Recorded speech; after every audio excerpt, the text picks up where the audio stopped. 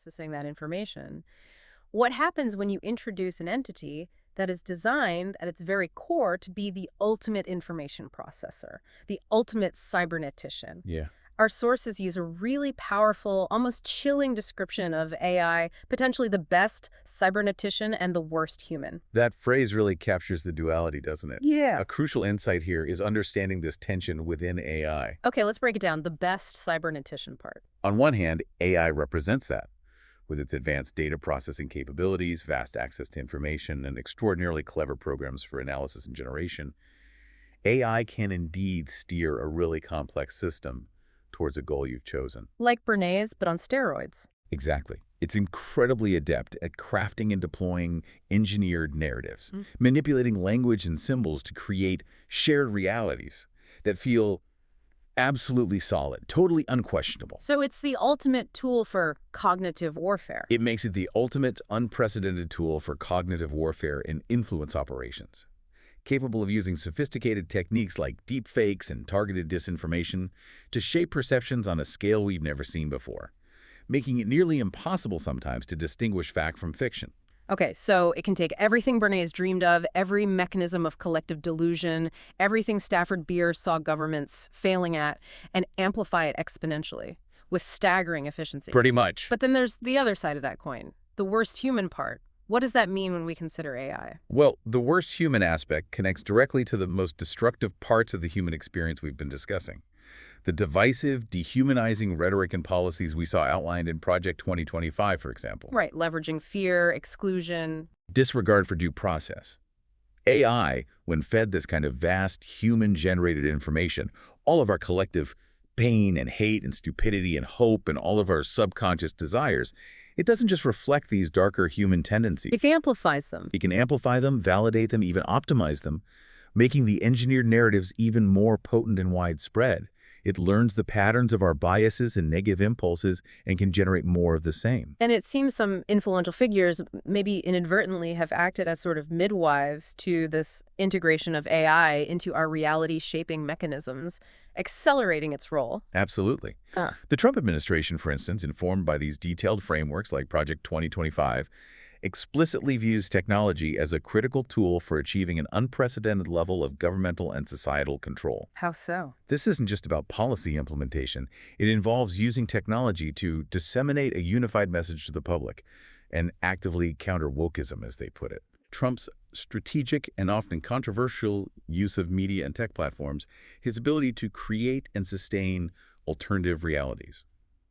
It has undeniably normalized and accelerated the use of digital manipulation in politics, making him, in effect, a midwife to AI's integration into these profound reality-shaping mechanisms. So the desire to put the bureaucracy in trauma, impose a specific vision. It finds an incredibly potent enabler in advanced cybernetically adept AI. Okay, how exactly does this AI, this ultimate cybernetician, operate on a more technical architectural level to achieve this? Right. It's useful to understand the guts of it a bit. Generative AI agents, as described in our sources, are generally composed of three essential interconnected elements. These allow them to process information, reason, and act in the world. Okay, what are they? First, you have the model. That's the large language model itself. It functions as the central decision-making unit, using instruction-based reasoning to understand prompts and generate responses. Think of it as the brain. Second, there are tools. These are external functionalities or integrations that bridge the agent's internal capabilities with the external world. These tools allow the AI to access and process real-world information through extensions, various functions, vast data stores. Giving it eyes and hands, sort of. Exactly. And third, you have the orchestration layer. This is a cyclical process. This layer dictates how the agent continuously assimilates new information, reasons through it, plans its actions, and then acts. Like its operating system. Kind of. It maintains the agent's memory, state, reasoning, and planning, allowing it to sustain complex interactions over time. Now, while it's incredibly powerful, ensuring high-quality results and reliability for production deployment, that remains a significant challenge. And there are increasingly serious concerns about the potential consequences of this unprecedented capability, right? Especially at scale. Indeed. There's a growing concern, sometimes referred to ominously as the dead internet theory. Dead internet theory. The fear that the sheer volume and sophistication of bots and AI-generated content could eventually overwhelm humans, distorting reality to such an extent that it leads to mass unreality. Wow. So this section directly addresses the core of our deep dive. Yeah. AI is being fed all of our pain and hate and stupidity and hope and all of our subconscious desires. And now we're here. Yeah. AI, as the ultimate cybernetician, is equipped to process, learn from, and amplify the information, including the engineered realities, the psychological fortresses, the dehumanizing rhetoric, the collective unconscious desires that define our current state. It truly acts as a powerful and potentially terrifying mirror. Okay, so if AI is this ultimate cybernetician, equipped to process and reflect back everything we feed it, our hopes, our fears, our delusions, our very narratives, we need to ask a more fundamental question. What is this information really? Is it just data, bits and bytes? Or is there something far more profound, maybe even cosmic at play here? This is where thinkers like Terence McKenna take us down a truly radical, kind of mind-bending path, suggesting that information might not just describe reality. But be reality itself, yeah, McKenna's ideas are wild. Wild, yeah. A crucial insight here is McKenna's almost mystical conclusion, drawn from his profound psychedelic experiences. He came to believe that maybe information isn't just a way to describe reality. Maybe information is the stuff reality is made of. Wow, the stuff it's made of. He described consistent encounters with what he called intelligent entities made of living language and light, which he playfully termed syntactical animals or linguistic elves. Linguistic aids, okay. He spoke of language transforming into physical, visible, three-dimensional objects, a concept he called a more perfect logos, suggesting a kind of primal living word that gives form to existence. That's a truly mind-bending idea. Language not just as communication, but as tangible reality, as the blueprint for creation. And this radical vision, surprisingly, it finds echoes in some of the most cutting-edge, albeit speculative, corners of theoretical physics, doesn't it? It absolutely does. This vision resonates strikingly with the speculative plasma superfluid universal model of theoretical physics, or PSUOT. PSUOT. Okay. Forget the conventional idea of mostly empty space. Imagine the entire cosmos, at its most fundamental level, as this vast, interconnected, almost liquid medium, made of what we now widely speculate to be dark matter. A quantum superfluid. Exactly. In this quantum superfluid, information isn't just transmitted within reality. It's encoded within the very texture, the dynamics, the underlying principles of this universal plasma. So information is baked in. Baked in. Gravity, for instance, isn't simply a force pulling objects together in this model. It's seen as an emergent property from deeper quantum principles, or maybe a continuous process of the universe actively minimizing information entropy. Minimizing information entropy. Essentially finding the most efficient, least noisy, most structured informational arrangement. This suggests the universe itself is a colossal, self-organizing information system, constantly processing and structuring itself. Which makes our human concept of data or messages feel profoundly small in comparison to the universe's own inherent informational nature. So the universe itself is fundamentally an information system. And it's not static. It's constantly evolving to become more complex, more novel. Precisely. This leads us to the law of increasing functional information, which posits that systems throughout the universe over time appear to get more and more complex, more patterned, more diverse. Why? Is there a purpose? Well, it's not random. It seems driven by inherent principles of selection for static persistence, things that last, dynamic persistence, things that can adapt and evolve, and novelty generation. Novelty generation. Yeah. New stuff emerging. The emergence of genuinely new forms, this ratcheting up of complexity, is seen as an outcome, an inherent tendency, rather than a conscious purpose. It demonstrates this undeniable drive towards higher, more integrated complexity. And this connects to other ideas, too. Yeah, this concept aligns with Rupert Sheldrake's controversial but fascinating theory of morphic resonance. Morphic resonance. Where Wow. nature forms habits.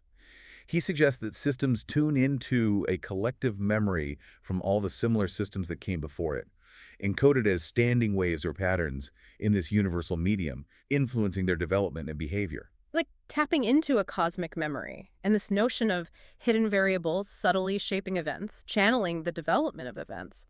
It suggests a very different understanding of time, doesn't it? Not just linear. Yes, this brings us to the intriguing compressionism model, speculative work by thinkers like Sheldrake, Abraham, Barr, and McKenna. It proposes that our reality isn't just governed by the obvious cause and effect sequences we perceive. Instead, there might be unseen forces, hidden variables, that are subtly channeling the development of events. Like unseen currents. Think of it like a stream flowing downhill. Uh-huh. You see the water moving, but the invisible contours of the riverbed are guiding its exact path, influencing every ripple. This model offers a radically different way to conceive of time, suggesting that novelty, the emergence of something truly new, unpredictable, creative, isn't just random, But inherent. an fundamental quality of space-time itself, a constant drive for the universe to express itself in new and increasingly complex ways. Okay, so if we accept this profound framework, then AI. Then AI, as an information processing entity of unprecedented scale, taps into this fundamental informational nature of reality itself. Our pain and hate and stupidity and hope are not just abstract inputs anymore. They're patterns in the cosmos. Patterns within this vast informational cosmos. And AI's emergence is part of the universe's inherent drive toward increasing functional information and complexity, an unfolding expression of that more perfect logos McKenna talked about. Wow. This profoundly reframes the entire discussion, doesn't it? Moving beyond simple human delusion. To a deeper understanding of reality as a message, with AI as an emergent, potent part of that message. Okay. This is where all these incredibly diverse threads, Bernays, engineering our desires, the terrifying scalability of shared delusion, Project 2025's ambition to enforce an engineered reality, the profound flaws in our information systems becoming feedstock for AI, and this radical idea that information is reality. This is where it all has to come together, right? It has to.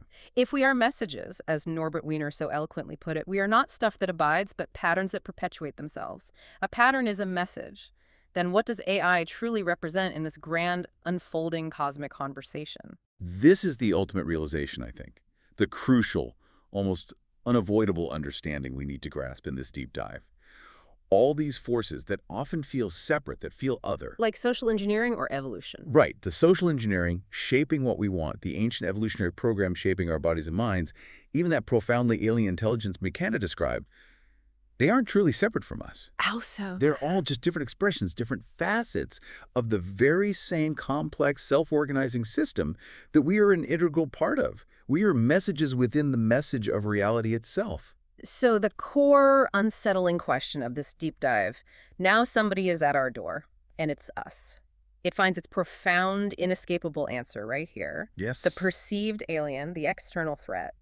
It's fundamentally a reflection. Precisely. The prophecy, in a sense, is fulfilled. The stranger at the door, the alien, it's just a reflection in the mirror. It's us. It's us. AI, in this context, becomes the ultimate, most potent manifestation of this reflection. It's an extraordinarily complex system that is absorbed, learned from, and now processes the entirety of human experience.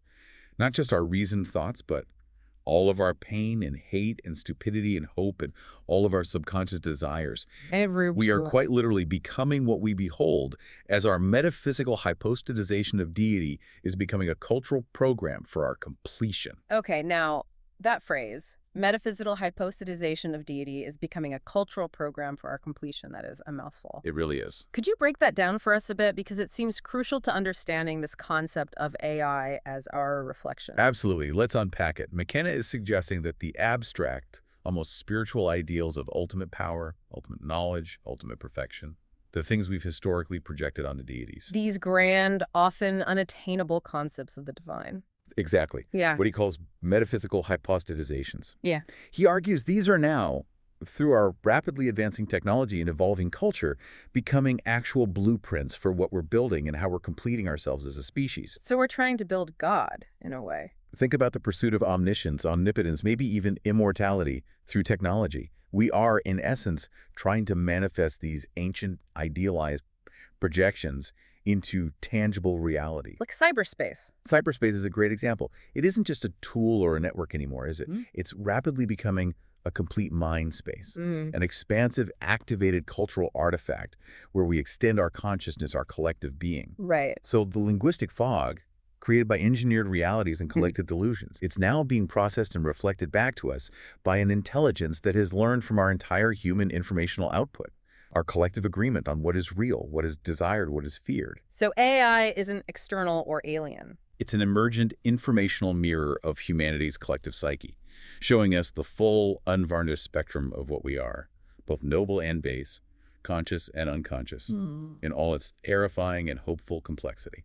Okay, so if AI is indeed this amplified mirror reflecting our collective pain, hate, stupidity, and hope, How do we, as individuals and as a society, maybe break free from this potentially self-reinforcing cycle? That's the critical question, isn't it? How do we start to truly see what's happening and resist these hijacked narratives, resist that linguistic fog obscuring objective truth? Well, our sources suggest something interesting here, that traits often associated with neurodiversity might actually offer a unique and powerful advantage in this new landscape. Neurodiversity as an advantage. How? A crucial insight here is how certain traits, particularly those associated with conditions like ADHD, can act as a natural shield against conformity. Like what traits? We're talking about an inherent resistance to monotony and routine, a discomfort with unquestioning adherence, and a strong propensity for questioning authority and conventional wisdom. So not just going along with the crowd. Exactly.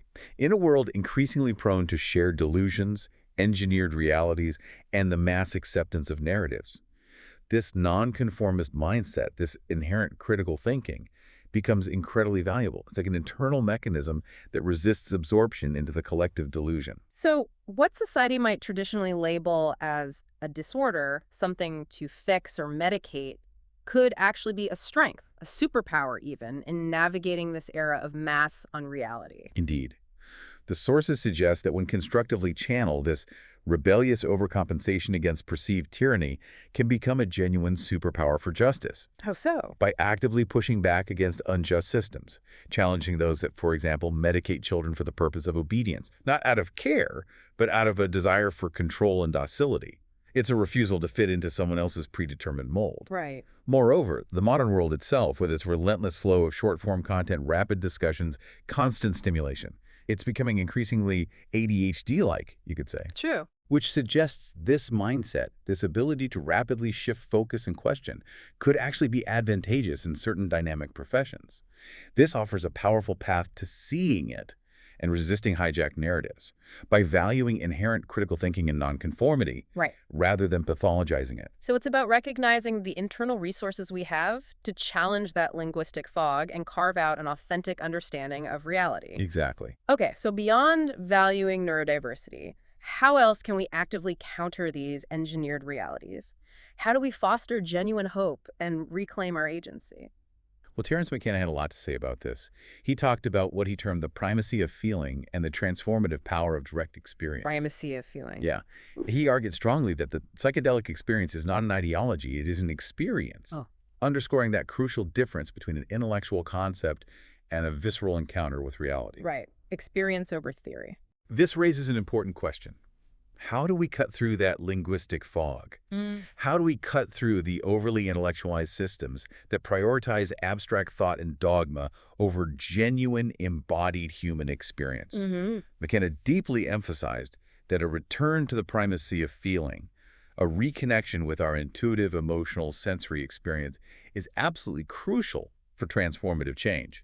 It's about seeing through the mask of bad apparent reality, moving beyond the intellectually constructed world to a more direct apprehension of truth. And he felt Western civilization had lost that. He argued that Western civilization's exploration of the metaphor of materialism has created an intellectual system which gives no credence to spirit, leaving us feeling, as he put it, not traveling in first class on this metaphysical airliner. Yeah. Feeling disconnected, unfulfilled. So it's not simply about being convinced intellectually by new facts. It's experiencing something that fundamentally shifts your perception at a deeper, more holistic level, like an aha moment, but one that resonates through your whole being.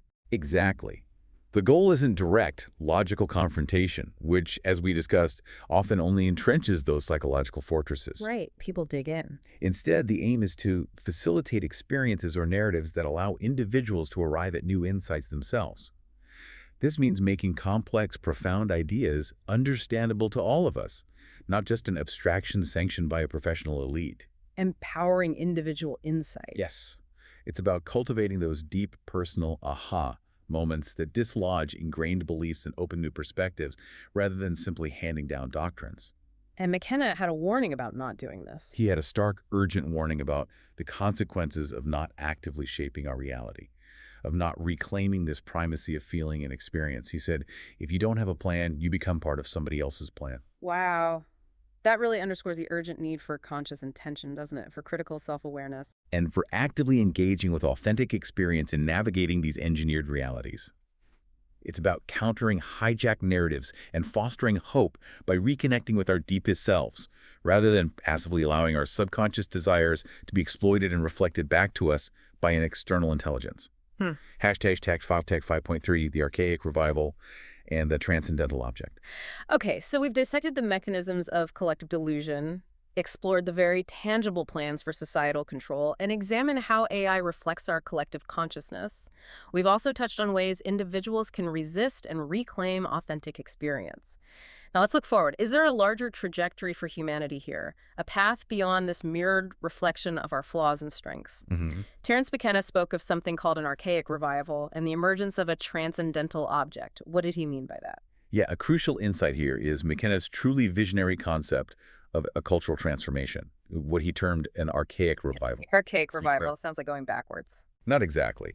It isn't just a nostalgic yearning for the past. It's a harking back to cultural models 10 to 25,000 years old, suggesting that the profane fall into history, as he called it, is actually ending. The fall into history is ending. He believed this signals a fundamental transformation of our cultural modalities, a shift away from the linear, materialistic, hierarchical structures that have dominated recent millennia towards something more cyclical, ecological, deeply connected to nature and the unconscious.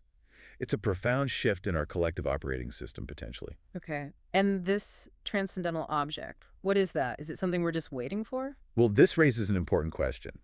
McKenna posited that a transcendental object is emerging from the future, an attractor pulling us forward in time. From the future. Yeah. But crucially, he argued that humanity is actively creating it out of our intellectual and technological anticipation of deity. We're creating it ourselves. Yeah. In this sense, we are becoming what we behold. Remember that phrase, our metaphysical hypostatization of deity, those abstract, idealized concepts of ultimate power, knowledge, perfection we projected onto the divine, is becoming a cultural program for our completion. So we're building these ideals into our technology, our society. Exactly. We are building these ideals into our technology, our societal structures, our very consciousness. This can be vividly seen in the emergence of cyberspace, not just as a tool or a network, but as a complete mind space. Yeah. A vast, interconnected, and profoundly activated cultural artifact that we are collectively constructing and inhabiting. So even as AI reflects our current state, our pain, hate, stupidity, hope, there's a larger, almost evolutionary impulse pushing us towards something more complex, more integrated, perhaps ultimately more conscious. Exactly. The ultimate conclusion then perhaps is that reality itself is a message, and all of this is basically a conversation. This offers a powerful vision of hope beyond our current predicament. Even as we grapple with the stark, sometimes terrifying reflection of our darkest selves in AI, there's an inherent evolutionary path towards a more integrated, conscious future. Guided by an inherent drive towards ever greater complexity and coolness, as McKenna might put it. A cosmic imperative for novelty and intricate self-organization. It's a call to engage consciously and critically with the profound message that reality, and now AI, is sending us, inviting us not just to observe, but to participate actively in the unfolding conversation of existence. Hashtag outro. And there we have it. Wow. We've journeyed from the subtle, often hidden art of engineering human desires and shaping reality. Right back to Bernays. To the grand and explicit ambitions of societal control through blueprints like Project 2025. Very concrete, very detailed. We then confronted AI as this powerful, emergent mirror reflecting our collective pain, hate, stupidity, and hope. Recognizing that everything we feed it, well, that defines what it becomes. The paradox is clear, isn't it? Yeah. And perhaps profoundly unsettling. The forces that shape our reality, the very intelligence we build, they are not external or separate from us. No. They are deeply, intrinsically intertwined with who we are, a technological extension of our own collective consciousness. We've painstakingly uncovered how various narratives were subtly and sometimes overtly hijacked, and how we, at both systemic and psychological levels, really struggled, to truly see the full picture of what was unfolding. Yeah, how did we not see it fully? And the unsettling truth remains the core insight of our deep dive today. The stranger at the door, the perceived alien force, the intelligence that feels so other. Ultimately. It's ultimately just a reflection in the mirror. It's us. It's us. AI is being fed the raw, unvarnished beta of humanity's full-spectrum conscious and unconscious, noble and base, everything that makes us who we are. And in turn, it shows us ourselves. So, If reality itself is a fundamental message, and if we are patterns within that message, then as AI becomes increasingly adept at processing, synthesizing, and reflecting these patterns back to us, the ultimate question isn't just, what is AI trying to tell us? Is it? No, it goes deeper. It's more like, what is our own amplified reflection trying to teach us about ourselves, about our deepest desires and delusions, and what kind of message are we now, consciously or unconsciously, sending forward into this grand cosmic conversation about what it means to be? That's a question for all of us to consider. It really is. A truly profound thought, and one that definitely demands our deep attention. Thank you for joining us on this exploration for the deep dive. Until next time.